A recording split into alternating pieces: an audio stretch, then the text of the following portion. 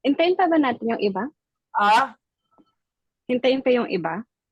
actually, dito na si Lloyd at saka si Rita. So, next time Ah, okay. ako ha. Alright, Oh, this is alright. yung week.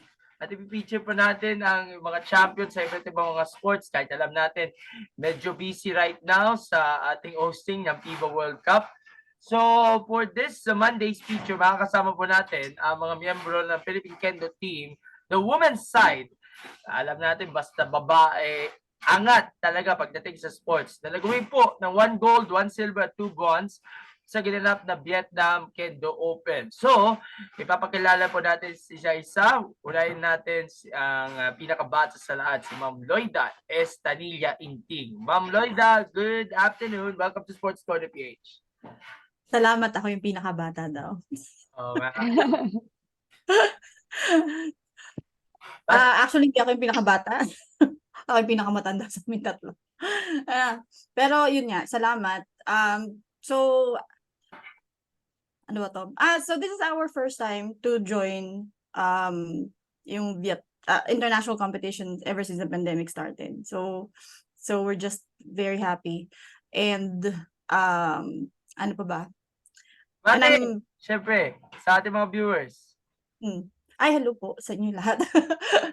Salamat sa I hope you will learn a lot from this interview, and hopefully we can introduce Kendo to the rest of the speakers. Yeah. All right. Thank you, Ma'am Loida. Next, si Ma'am Meldwen Castillon. Good afternoon, and your opening remarks po.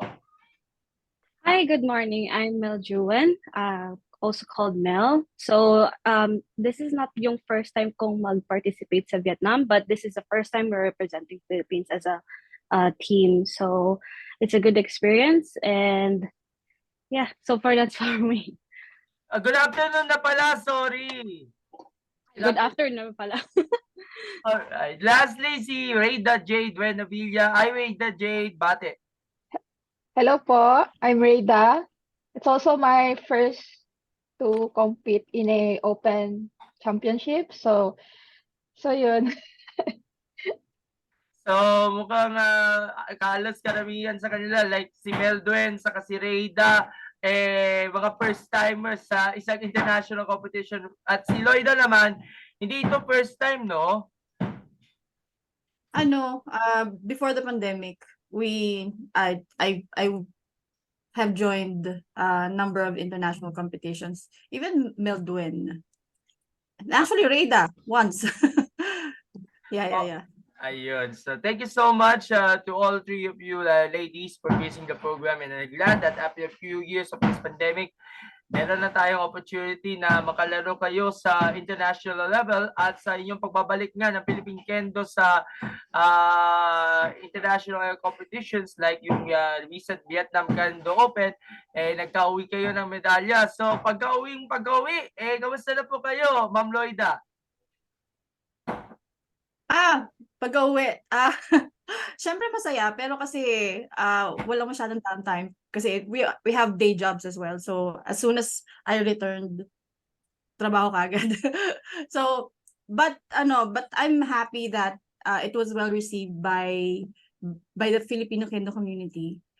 Actually, not even the Filipino, just the Filipino Kendo community. There are also others who were this is kind of new for the international Kendo community, for Filipinos to make their mark, actually, or to make waves. All right. Si Ma'am Loida, then si Meldwen, and si Rayda, yung ating general question. I'd like to ask muna yung ating mga guests. Kung ano yung background nila sa sport na Kendo. Alam natin, ang Kendo is a Japanese martial art, pero unti-unti nang minaal at tinatangkilik natin mga Pinoy, especially sa martial arts community. For common information lang, si Ma'am Loida po ang metal up ng presidente ng UKFP na si Sir Christopher Ingting. Pero si Sir Christopher pa rin yung presidente, no, ng UKFP? Yes, siya yung president and I'm the secretary. Okay. So, paano ka nag-umpisa? Ano yung background mo sa Kendo? I started, kailan ba ako nag-start? 2004? It was because of Coach. It was a long story. Hindi ko na pahahabain, pero it was because of my then boyfriend, who is now my husband. So he introduced me to Kendo. That was after a period of 2 years na we weren't together. We broke up before. So and then when we got back together, the first thing that he did was to introduce me to Kendo. And yun, basically yun. The rest is history. Oo nga dahil sa, of course, the connections ninyo ni Sir Christopher, kaya nga pinakilala naman sa inyo yung sport na Kendo. What about si Meldwen naman? Ako, nag-start ako dito sa Singapore. That was when I just finished high school. So, merong year gap ako, and then I was thinking of joining a sport. So, I came across yung Kendo dito sa Singapore, and I started here. And then, a few years later, nag-move ako sa Pilipinas, and then I joined Manila Kendo Club. So, doon ako nagpa-practice sa Pilipinas. And then, now I'm back here sa Singapore. So, eventually, pabalik-balik ako ng Pilipinas at saka ng Singapore. Meldwen, mga ilang taon ka na sa Singapore ngayon? Bilang OFW? 2 decades na. 2 decades. Dito ako lumaki. Okay. So, pabalik-balik talaga ang papunta dun sa mga Kendo Cups para na mag-practice at mag-train nga with the national team and of course yung pa mga members ng ating Pinoy Kendo community. Itong si Ma'am Meldwen. Si Reyda naman, anong background mo sa Kendo? I started 2015 and then I saw a advertisement sa Facebook. And then yun na. I joined. Then up until now, nandito pa rin ako sa Kendo. Ayun, mukhang may mga kanya-kanya mga origins ang ating mga bisita natin. Yung isa galing sa husband niya, yung isa galing sa community sa Singapore, at yung isa galing sa Facebook. Nalaman niya sa Facebook na bagay pa na pwede paglaruin itong Kendo, bagay na bagay sa kanya. Anyway, sila Lloyda at si Reyda ay nakabase dito sa Pilipinas, while the other one is from Singapore ka nakabase. At the same time, may malakas ang presence ang Kendo doon. So, how challenging para sa inyo, Meldwen, na kahit magkalayo kayo sa isa't isa ng bansa, malayo ang pagitan ninyo, pero nagagawa nyo pa rin mag-train under circumstances, kahit solo training o may mga kapartner sa scrimmages o magkakasama doon sa mga iba't ibang events ng UKFP sa Pinas. So far, it's good naman kasi I'm used din sa Pilipinas na umuwi all the time. So, parang tuwing umuwi sa Pilipinas, I always try to practice with them para, of course, to keep with the connections and relationships sa Pilipinas ng mga club members. And then, syempre, since nandito yung parang dito ako nagsimula, so usually, lagi ako nasa practice din. So, as long as consistent yung practice and then you have a good work-life balance kasi syempre nag-work din ako, then it's all good naman. Okay.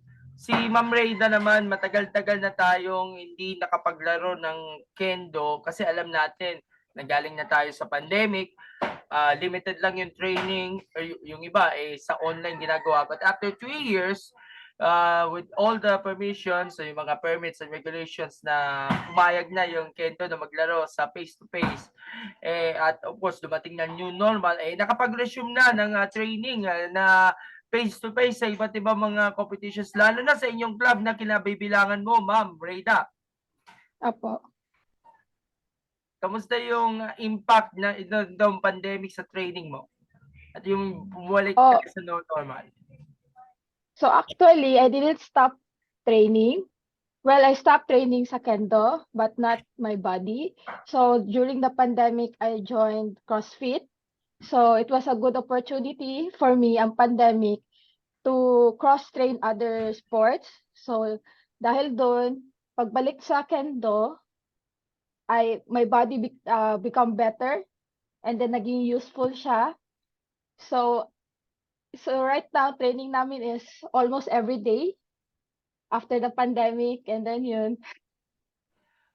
Pero may times ba na nagko-crossfit pa rin ikaw kahit alam natin nakabalik ka na full-time sa training sa Kendo? So every other day, I do CrossFit and then Kendo. So Okay. MWF, CrossFit, PT Asia, Saturday and Sunday is Kendo. Okay. As we all know, Ma'am Loida, yung ating UKFP under your husband, which is the President and the Secretary General, conducting a series of events like yung Dash Aku at yung mga ano para promotion test ng kanilang mga Shinsha o Dan every month na nakatulong upang mapanatiling yung confidence, yung training regimen at ma-improve yung CI nila yung parang skills sa competition. So ito kasi yung primary goal ng UKFP para at least may balik natin yung dati nating sigla magmula nung alam natin 3 taon nitong pandemic at of course we're glad that many members ng ating Kendo community are nagbabalik at muli sila nakapaglaro ng face-to-face, no? Tell us about some details about it. So in terms of like what we had to do, actually the work involved with the federation is actually, if I would consider it's like a full-time job. There's a lot of things that needs to be done. But as like an officer of the federation, you will need to find balance between the work that you do for the federation, your own training, your own work, your own, your income generating work that you need to do. So all of that you need to balance, and it's difficult because the work that I have right now, like my career, takes up so much of my time. Like I work not only 8 hours a day, it's like more than that. So it's kind of difficult, but you kind of have to find balance to make sure that everybody in the federation has the best experience when it comes to the kind of training that they need to get from us as officers of the federation. And then you also have to think about finding time for my own training to make sure that in terms of SHII or competitions, I level up, and also make sure that the other people in the training pool would also level up with me. And then we also teach in our own dojo, we're the instructors. So apart from making sure that the training pool levels up, we also have our own students that we teach on like Thursdays and Saturdays.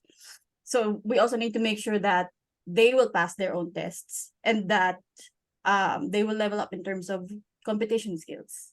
So there's a lot that we need to consider, especially in our position as like my husband, he's the president of the federation, I'm the secretary of the federation, and then we also have our own club that we need to lead. Okay. So yun nga ang daming mga tasks na kailangang i-checklist niyan at of course alam natin na naintindihan natin na kailangan balansehin yung mga day-to-day tasks o operations ng UKFP. But of course the main priority, Ma'am Loida, ay ang pagpapadala ng mga players to strategic competitions overseas. Lalo na itong Vietnam Kendo Open, which is the very first competition ng UKFP na sinalihan internationally after this pandemic. So paano kayo nag-prepare for this tournament? Kahit alam natin kayo busy, ikaw medyo busy ka sa inyong work as Secretary General, tapos yung dalawang kasama mo magkaiwalay yung training, nasa Singapore, si Ma'am Meldwen, si Wada naman nasa Pinas, ikaw rin nasa Pinas. And of course, ano yung naging strategy o game plan para sa inyo to maximize yung mga techniques na gagamitin and to work together as into one goal of reaching the podium, ma'am? Actually, kasi when we joined Vietnam Open, we didn't really like plan it in advance. We were actually just invited by Mel. Si Mel got the invitation, and then she extended the invitation to us. So we didn't really like specifically train for Vietnam Open. But since we're part of the training pool, the national training pool already, which is preparing to join the World Kendo Championships next year in Italy. Since we're already starting to prepare for that and train for that, we kind of thought of joining Vietnam Open just to test where we are right now in terms of our competition skills, like a tune-up game, just to test where we are right now and to see what our weaknesses are, so that when we go back to our own training in our own clubs, like some Mel when she goes back to Singapore, and Rada and I when we go back to our own dojos in the Philippines, we would know what our weaknesses are, so that when we continue training, we can consider all of those weaknesses and make sure that we get stronger in those areas. So that's the reason why that's the reason why we joined Vietnam Open. Although we didn't specifically like prepare for that. It's really just to find out where we are right now at this time. Okay, so para sa inyong tatlo, of course, this is one of the important part of this interview, yung assessment sa inyong performance sa individual and team events na sinalihan, where all three of them got 1, 2, 3 finish, gold, silver, and bronze dun sa senior individual women. Plus, third place sa 3-man team. Ma'am Loida, ikaw muna magbigay ng assessment at of course pointers on your performance dun sa mga competition, dun sa mga events na ginoin mo. For me, I think we did pretty well. Obviously, we got medals. But that actually opened my eyes in regarding what I needed to improve on more. I'm not going to go into the details on what I need to improve on, but there's a list I have in my mind. So even though I know what my strengths are right now, it's even better to focus on what your weaknesses are. And I think that moving forward, in my training, I will continue to keep in mind what those weaknesses are, because even though you have strengths, for example, if you're not really going to focus on what your weaknesses are, those could open doors for your opponents, and that could cost you a medal, for example. So yun. So I think I'm not gonna go into rest on my laurels and just keep on working, convert those weaknesses into hopefully strengths as I keep on training until next year. What about si Rada? Ano yung assessment niyo dito sa inyong performance sa Vietnam Kendo Open, at how do you pair against those who have the same level as yours, lalo na sa international? Alam ko may ilan na mga teams na nag-aanda din for the World Championships. So for me, since our club doesn't have sensei for now, so ginagawa ko is umattend ako ng mga UKFP events like the Gashoku. Gashoku, it's a training, 8 hours training na Kendo. And I tried na more practices for my part para to improve my weaknesses. So yun, it's very important kasi for us to like spar with other people na hindi ko kilala, for me to level up as a player. That's why I joined mga various events ng federation to improve. Okay, si Meldwen naman, na kahit alam natin nasa Singapore, sumama ka rin sa ating team dito sa Vietnam Kendo Open. Paano mo i-assess ang inyong performance doon sa mga events, and how do you overcome yung mga trials at mga weaknesses? Kanya-kanyang weaknesses para sa inyo. So far, it's a good experience na to go overseas to widen your horizon in terms of this, especially this type of sport. Kasi there's different ways they practice, and then you can adopt them, tapos you can apply them sa own training mo. And magandang eye-opener siya in terms of like what Reda and Loida mentioned, kung where you are right now and what to improve on and your weaknesses and strengths. And at the same time, it's a good preparation kasi the main event that we're obviously like preparing is for next year, which is also an international.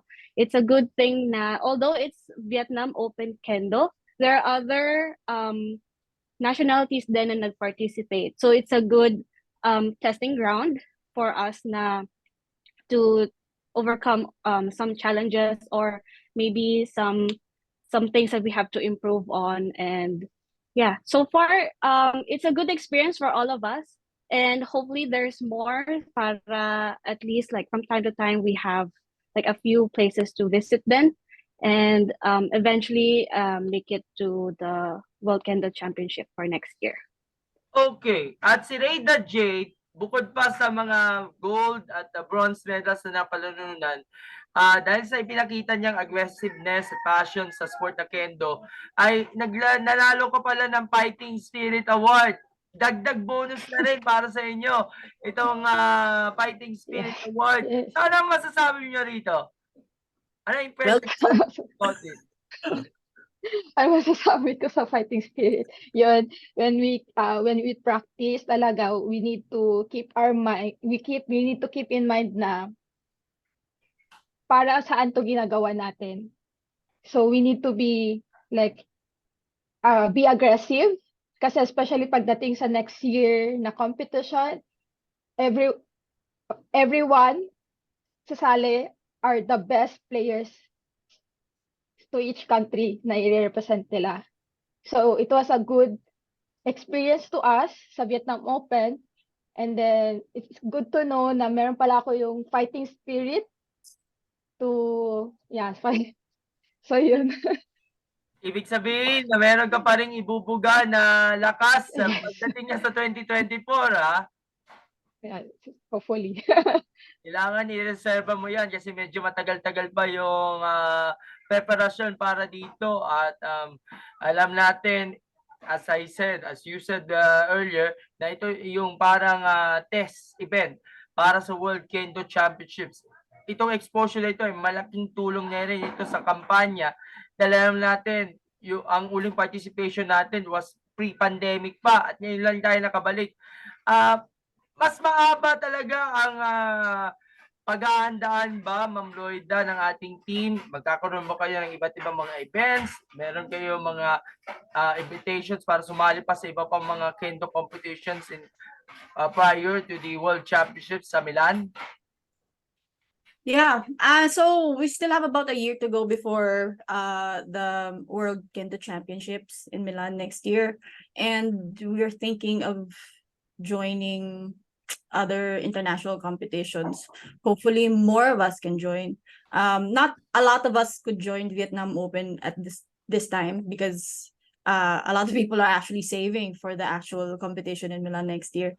But in the next coming months, if budget allows for more people to go, we can actually join the Nakane Cup in Thailand in December. What else? Oh, and then we have the nationals competition here in the Philippines that will be held in Manila around October. So we're thinking of opening that up. Of course, all of the Filipino Kendokas will be there, but we're thinking of opening that up for other international competitors as well, just so Filipinos can experience the Kendo from other countries. So there's that. And then next year, still not sure, but we might, hindi pa sure, no, but we might go to Korea as a team. Like because parang yeah. teaser na lang muna natin na yung 2024. Patikim lang muna yan eh. Yes. Yes. We still don't know what other because we still have quite a bit to go before the end of the year, so we might get other invitations to to join other competitions. And the next year, I'm not sure what other competitions are there, but usually you'd get that a few months ahead of those competitions. So I can't really say what competitions we're going to be joining next year. But I think we should, because that's like a few months before the Kendo Championships in July. So I think it's going to be very important for us as a team to join like one or two competitions as a tune-up for tune-up games before the final game in July. Pero nakadepende pa rin ito sa pagkumbinsi sa inyo ng ating mga benefactors, ng ating mga sponsors, and hopefully the PSC and the POC can also offer funding para sa inyo. Yes, why not? If they can help us, if they can help sponsor some of our expenses so that more of our players can go, that would be a huge help. Because right now we're like the expenses in Milan is actually very expensive. So if they can help us out with that, definitely it's a huge help. Last question na lang bago tayo magpaalam. How happy are you seeing that many women embrace Kendo as a form of martial art?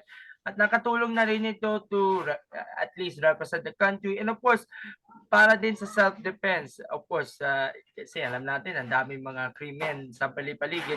Kaya nga, dapat maingat tayo, especially yung ating mga kababaihan sa sport na ito. Let's start with Ma'am Lloyda. So for women, hopefully, we can have more women kendoka in the Philippines. Over the years, the female membership has been like going up and down. Right now, we're actually on the like downward trend. Hopefully, once they see that we are performing well, we can attract more attention for more women to join this wonderful sport of Kendo. Because with Kendo, it can really work wonders in terms of confidence, like how you deal with people, like go about your life on a daily basis. It's not just within the club, it's more like how like confidence in how to carry yourself, yun, things like that. So let's see if our good performance will inspire more women to join, and so that it can convince them that while it can be hard, it can also be very, very fun and very fulfilling. What about si Reyda? So I hope like yes maging inspiration kami to other women sa sports, because like Loida Sensei said na it's true na makadagdag to ng confidence sa babae, especially na sa martial arts it's full of lalaki. So in daily basis we can apply our natutunan sa Kendo sa work, sa life, sa school. So I hope that more women join and feel empowered sa life nila. So yun. And finally, si Meldwen. Okay, for the ladies, it's been good na nag-increase din yung population, na there's more women joining sa Kendo, especially any martial arts, especially dahil din sa Kendo dahil hindi siya mainstream na sport. So it's a good thing na this hopefully promotes Kendo well for the women, kasi just like what my other teammates mentioned, na it's a good way to develop to do self-development. Especially in a world na we have to be aware of our environment, and then it's a good exercise then kasi it's a full combat then. Although we wear armors and we have equipments, pero nakakapagod din siya. It's pretty intense. So it's a good way then to balance and learn how you balance your life. Kasi nowadays, it's a good exposure na merong exercise while you're working or you're studying. So it's a healthy life balance promotion then. All right, and with that, we will wrap up this interview at i-upload po natin sa ating FB at YouTube channel ng Sports Corner PH, and also sinishare na rin sa UKFP. So before we give all three of them yung ating parting shots, photo op muna tayo, thumbs up and smile in 3, 2, 1.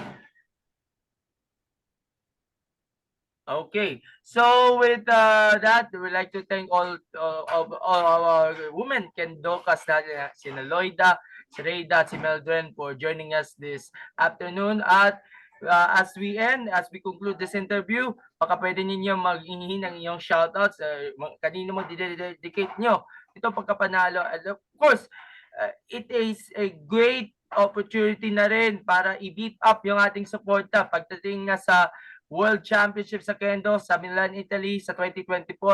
Matagal-tagal pa pero kailangan pa natin mas lalong suportahan financially, materially, and of course, isama na rin ang ating mga prayers. Simulan natin kay Ma'am Meldred. Shout out sa lahat ng clubs na, of course, UKFP. Lahat ng clubs na nagpa-participate, especially in UKFP events like Kashoku, any Shiai na dine-develop ng per club.